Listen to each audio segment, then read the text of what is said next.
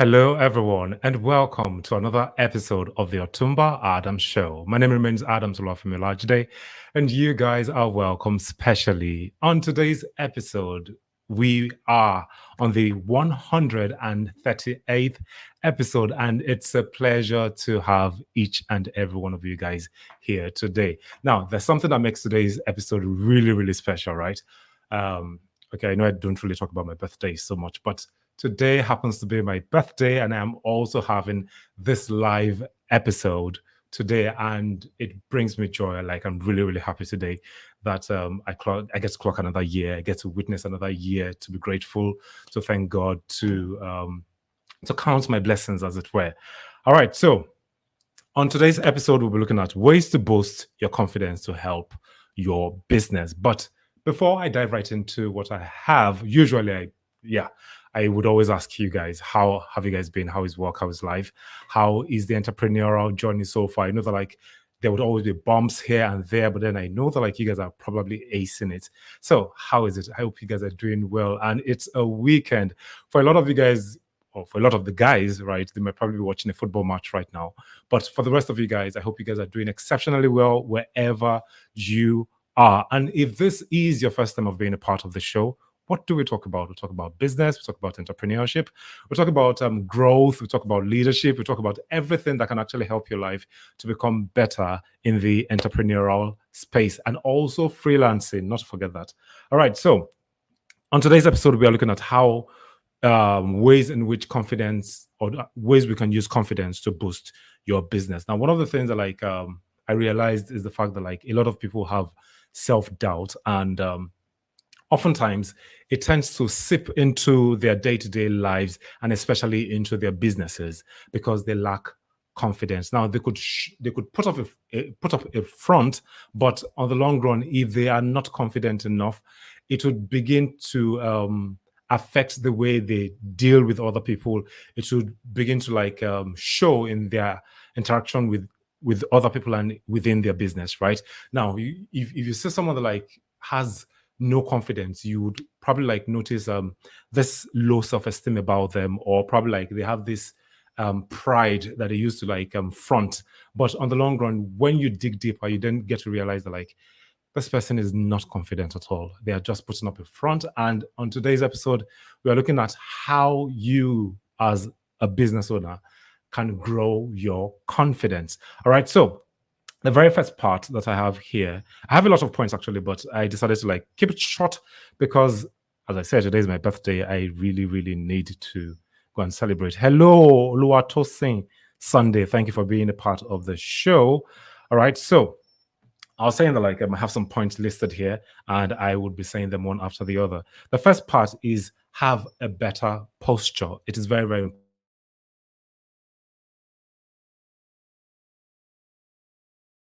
confident. Then you need to be able to work on your posture. It is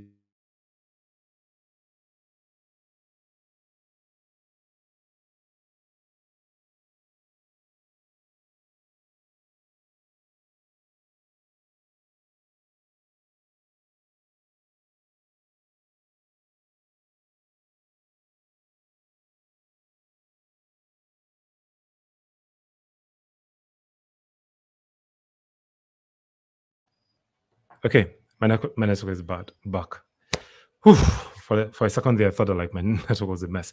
All right, so a better posture makes people realize that like okay, you are confident enough. You are someone that like they can actually work with, and one of the ways that I can actually be confident is by having a better posture. How do you stand? Do you slouch when you're talking to your what's the word, to your business partners, or to your customers, or do you fold your arms, or do you have this kind of posture that shows that like you are closing in, and it makes people feel as if like you cannot be trusted, right? If that is what you do on a very good day, then what I'm going to tell you is that like try to broaden up, open up yourself, have a broader shoulder, right? Raise your head high and look them straight in the eye. Not that like you'll be dodgy, or like you'll be taking your eyes off. I'm not trying to say that like you should what's the word now, that you should be proud, but show that like you're actually confident. And it starts with your body posture. All right. So that's the first point on the list. The second point I have here is work on your fears. That's number two on the list. I thought I actually numbered it. It's the number two on the list, work on your fears. And how do you actually work on your fears? Because definitely each and every one of us have fears in life. Now, a lot of the times when you want to achieve something, when you want to achieve a particular goal, right, your fears have a way of hindering you, of bringing you down, of making you feel as if you are not good enough. You cannot do this. There are other people that are better out there than you are. You really cannot get it done. All right. Now, you have tons of fears that would actually come up. I could remember when I was about to start this show last year, no, 2 years back. And I was like, okay, I'm going to stand in front of the camera. I'm going to talk to a bunch of people. And then the first thing that came to the back of my head was like, what if people do not like your show? What if people do not show up? What if this? What if that? And I was like, I have a reason why I want to do this thing. And it is that thing that has been driving me so far. Now, I'm going to tell you one little trick that you can actually use to work on your fears. Now, the first thing you're going to do is this: write out your goals, right? If you have a particular goal that you want to set, write it out, list them out. Now, once you're done doing that, beside your goals, right, write out what your fears are about the goals, right? Because no matter what you want to do, you would always have fears that, like, okay, what if I would not be able to do this thing properly? What if this thing is not good enough? Now, once you are done writing your fears, put them aside and then ask yourself that, like, what is the cost of you not taking any action at all?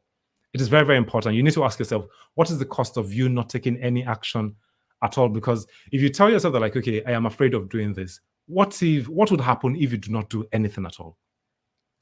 For myself, right, coming up here, talking to people, I know that, like, it's not everyone that gets to listen to me. Some come from time to time. Some, yeah, it may probably take some years before they get to listen to this.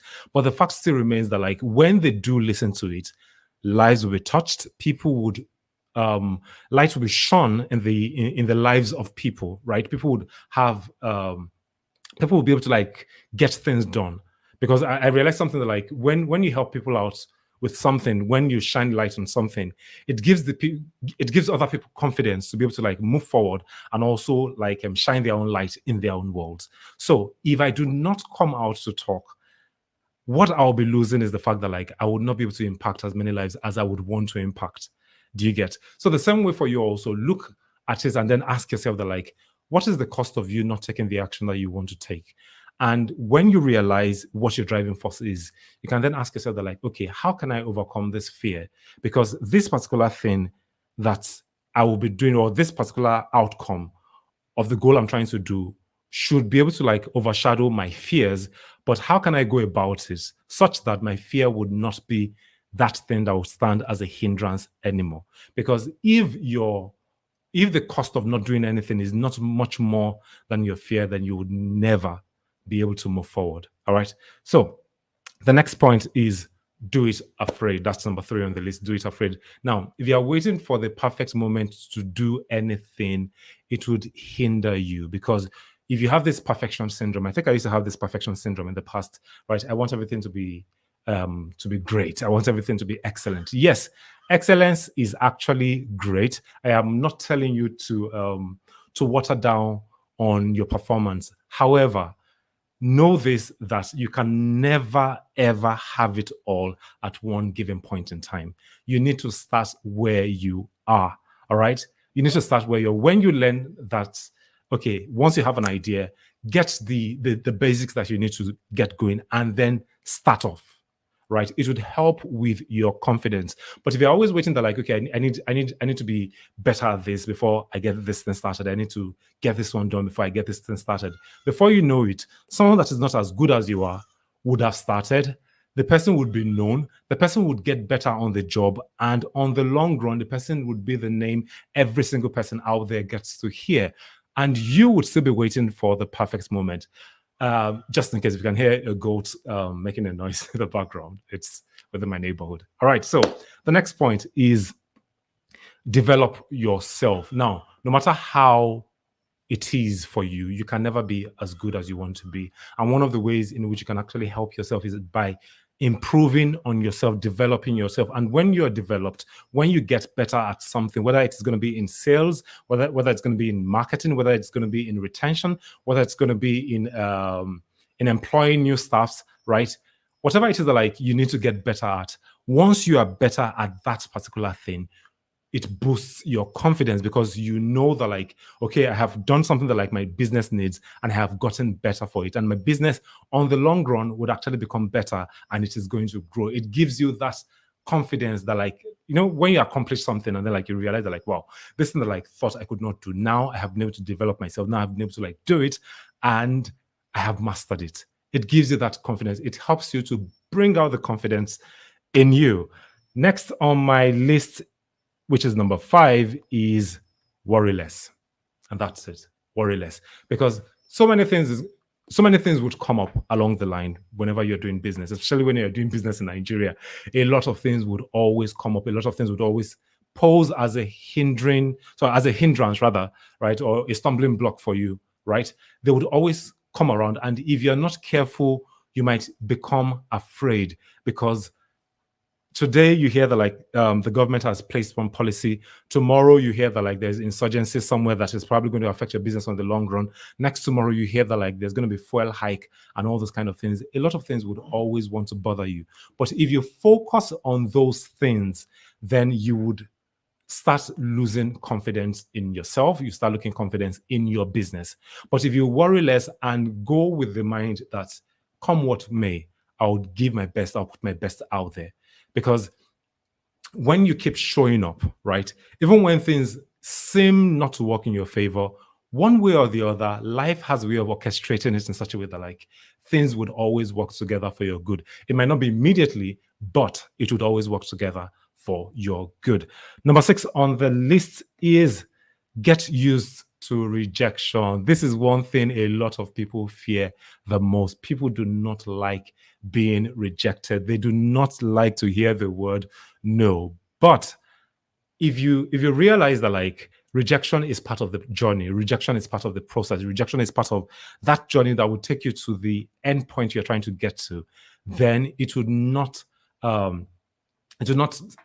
be a problem for you, right? Because when people are rejected and they do not know how to take it, they do not know how to take rejection, it affects every single thing around them, and it also affects their self-worth, their self-confidence, because they might probably be asking that like, am I not good enough for this person to have said no to my offer or to what I'm trying to like push forward? It is not that you are not good enough. It is probably that the person has not come to the awareness that like they actually need you at that point in time. If you have that mindset that like, okay, rejection is part of the process. If this person tells me no, and I move to the next person, next person tells me no, at some point I'm going to meet someone that would definitely tell me yes, and it would take me to the next point of my life. All right. So work with rejection. Know that like rejection is part of the process, and don't always be afraid to hear the word no. Just because someone you're hoping to patronize you does not patronize you doesn't mean that like your very own customer would not patronize you on the long run. All right. And then the last but not least number on the list is say positive words to yourself. Now, if you can do this, right, say one of these days, just take out a note, and then for every time you say something bad about yourself, or your business, or you think something bad about yourself or your business, write it down. All right. And if you're not careful, you'd realize that like you've been saying so many negative words about your business so far. And maybe that is why you also do not believe in yourself. But if you can cultivate the habit of speaking the right words into your life, all right, as they would say in my church, that like you have your own first prophet. So if you cultivate the habit of saying positive things into your own lives, telling your business, telling yourself that like, I am great, I'm superb, I am excellent, I am creative, I am this, I am that, like write all the things that like you would have loved somebody else to tell you, write it out. And then there's something I tell people that like, okay, if you want to hear it every day, create a voice note, right? Create a voice note, or probably like a kind of audio, and set an alarm every single day. It can be once a day, twice a day, 3 times a day, and let that alarm play. So you could probably like be different alarms for different words, right? You could be like, let's say 6 6 a.m., right? Like wake up, great mind. Maybe like by 12 p.m., you play this alarm that says that like you are creative. And before you know it, you begin to believe in this thing. And over time, your self-confidence would grow. The doubt in you would go down, and then your confidence would be boosted. And on the long run, it will help your business. On this note, I have come to the end of today's episode. I hope you guys have been able to learn one thing or the other. As I said, the first part is have a better posture. Number two is work on your fears. Number three is do it afraid. Number four is develop yourself. Number five is worry less. Number six is get used to rejection. And the very last number is say positive words to yourself. And if you can try these things out, I can assure you that like your business and your own life and the lives of people around you would turn around for the better. All right. So my name remains Adam Solofimi. It is still my birthday. I just got a birthday gift. It's waiting for me in my parlor, and I would munch on it. And I'm really grateful for the person that sent me the gift, even though the person is not in Nigeria, but I am deeply grateful. Thank you very much. All right, so this brings us to the end of today's episode. I hope to see you guys again on Wednesday when we bring on another topic that can help your entrepreneurial journey. From me to you, my name remains Adam Solofimi. Have a great weekend. Bye, guys.